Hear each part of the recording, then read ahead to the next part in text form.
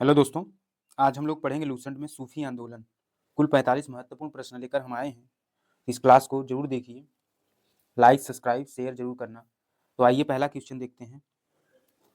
पहला क्वेश्चन है, सूफी शब्द की उत्पत्ति के संबंध में सर्वाधिक मान्यता प्राप्त मत है। तो इसका आंसर है ए, सूफ। सूफ शब्द का अर्थ है मून, ऊन शब्द से हुई, क्योंकि सूफी ऊनी कंबल या लबादा ओढ़ते थे।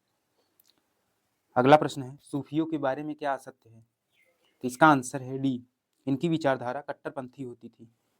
अगला प्रश्न है अगला प्रश्न है, निम्न में से किसे हिंदी खड़ी बोली का जनक माना जाता है। तो इसका आंसर है ए, अमीर खुसरो। अगला प्रश्न है अगला प्रश्न है कि सूफी ने खुद की अनलहक मैं ईश्वर हूँ, अद्वैत मत के अहम ब्रह्मास्मि, ब्रह्मा हूँ के समान घोषित किया, जिस कारण उसे फांसी पर लटका दिया गया। तो इसका आंसर है बी, मंसूर अल हज्जाज। अगला प्रश्न है, वह सूफी संत कौन था जो यह मानता था कि भक्ति संगीत ईश्वर के निकट पहुंचने का मार्ग है। तो इसका आंसर है ए, मुइनुद्दीन चिश्ती। अगला प्रश्न है अगला प्रश्न है, भारत में चिश्ती सिलसिले को किसने स्थापित किया। तो इसका आंसर है सी, शेख मुइनुद्दीन चिश्ती। अगला प्रश्न है, सूफी सिलसिला संप्रदाय मूलतः संबंधित है। तो इसका आंसर है सी, इस्लाम।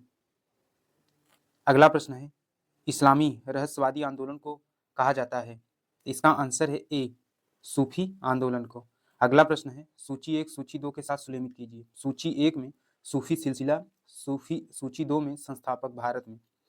आइए देखते हैं इसका आंसर क्या है।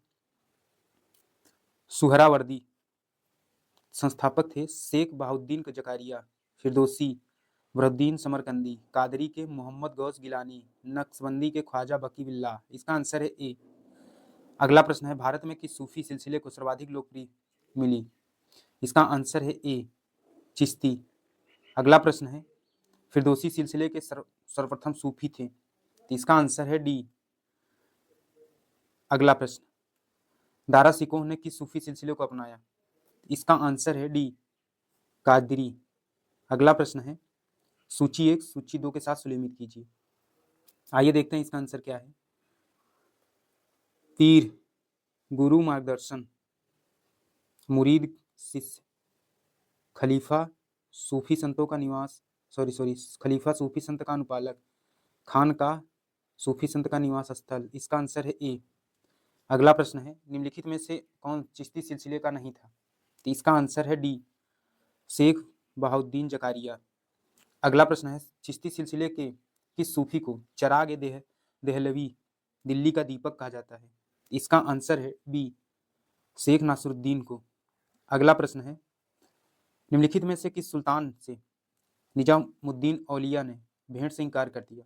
इसका आंसर है ए, जलालुद्दीन फिरोज खलजी। अगला प्रश्न है, निम्नलिखित सूफी सिलसिलों संप्रदायों में कौन संगीत के विरुद्ध था। इसका आंसर है डी, नक्शबंदी।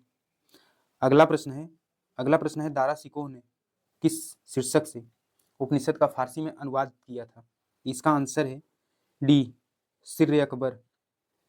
अगला प्रश्न, निम्नलिखित में से कौन कौन सूफी थे। तो इसका आंसर है सी, दो और तीन, निजामुद्दीन औलिया और मुइनुद्दीन चिश्ती। इसका आंसर है सी। अगला प्रश्न है, सूफिया कलाम जो एक प्रकार का भक्ति संगीत है, विशेषता है। इसका आंसर है बी, कश्मीर की। अगला प्रश्न, सूफी संत ख्वाजा मुइनुद्दीन चिश्ती किसके शासनकाल में राजस्थान आए थे। इसका आंसर है डी, पृथ्वीराज चौहान।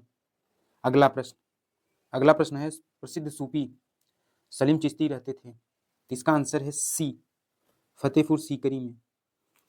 अगला प्रश्न, मध्यकालीन सूफिया में सबसे धनी सूफी थे। तो इसका आंसर है डी, शेख बहाउद्दीन जकारिया। अगला प्रश्न है कि सूफी को बख्तियार काकी, भाग्यवान रोटियों वाला कहा गया। इसका आंसर है बी, ख्वाजा कुतुबुद्दीन। अगला प्रश्न है कि सूफी संत को सुल्तान ए तारिकीन, सन्यासी सुल्तान की उपाधि मिली। इसका आंसर है बी। अगला प्रश्न है शेख फरुद्दीन मसूदगंज शकर बाबा फरीद की गतिविधियों का क्षेत्र था। इसका आंसर है डी, हांसी व अजजोधन।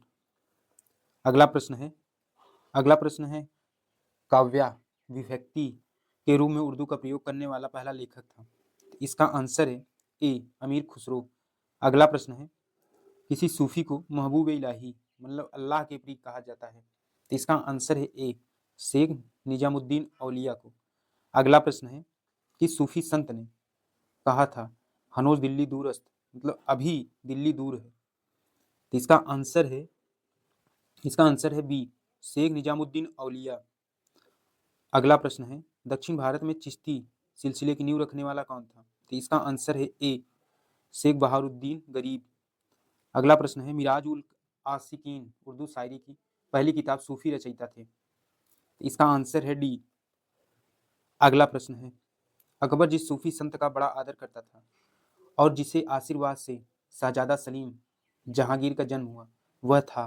तो इसका आंसर है सी शेख अब्दुल कद्दूम गंगोही। अगला प्रश्न है, दिल्ली सल्तनत के सुल्तान इल्तुतमिश ने किसे शेख उल इस्लाम की उपाधि धारण की? इसका आंसर है बी शेख बहाउद्दीन जकारिया। अगला प्रश्न है, कि सूफी सिलसिले की गतिविधियों का मुख्य केंद्र बिहार था? इसका आंसर है सी फिरदौसी। अगला प्रश्न है, सरजुद्दीन अहमद इब्स मकसूद याही मनेरी का कार्य क्षेत्र था? इसका आंसर है बी बिहार शरीफ। अगला प्रश्न है, फारसी में रचित मजमा उल बहरैन इसका मतलब दो समुद्रों का संगम जिसमें सूफी मत व हिंदू मत का तुलनात्मक वर्णन है कि रचयिता कौन है? तो इसका आंसर है ए दारा सिको। अगला प्रश्न है, किसने संस्कृत के पंडितों की सहायता से भगवत गीता और योग वशिष्ठ का अनुवाद फारसी में किया? तो इसका आंसर है सी दारा सिको। अगला प्रश्न है, किस सूफी सिलसिले के अनुयायी आध्यात्मिक तत्वों के संबंध में तरह तरह के नक्शे बनाते थे और उसे रंगों से भरते थे? इसका आंसर है ए नक्शबंदी। अगला प्रश्न है, मुगल बादशाह औरंगजेब को किस सूफी सिलसिले में दिलचस्पी थी और उसने अपनाया? इसका आंसर है ए नक्शबंदी। अगला प्रश्न है, निम्नलिखित में से किसे शेख उल हिंद पदवी प्रदान की गई? इसका आंसर है डी शेख सलीम चिश्ती। अगला प्रश्न है, निम्नलिखित युग्मों में से कौन सा गलत युग्म पहचानिए?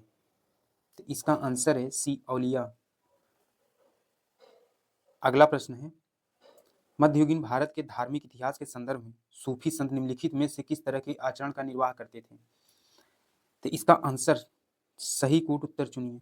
इसका आंसर है डी 1 2 3 ध्यान साधना स्वास्थ्य नियमन, 2 एकांत में कठोर योग व्यायाम, 3 श्रोताओं के आध्यात्मिक हर्षोन्माद उत्पाद करने के पवित्र गीतों का गायन। तो इसका आंसर है सी 1 2 3। अगला प्रश्न है, भारत में सूफी मत के बारे में निम्नलिखित कथनों पर विचार कीजिए।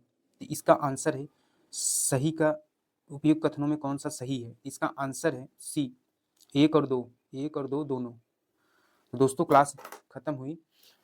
अगर क्लास अच्छी लगे तो लाइक सब्सक्राइब शेयर जरूर करें। इस क्लास को जरूर आप लोग देखें। जय हिंद।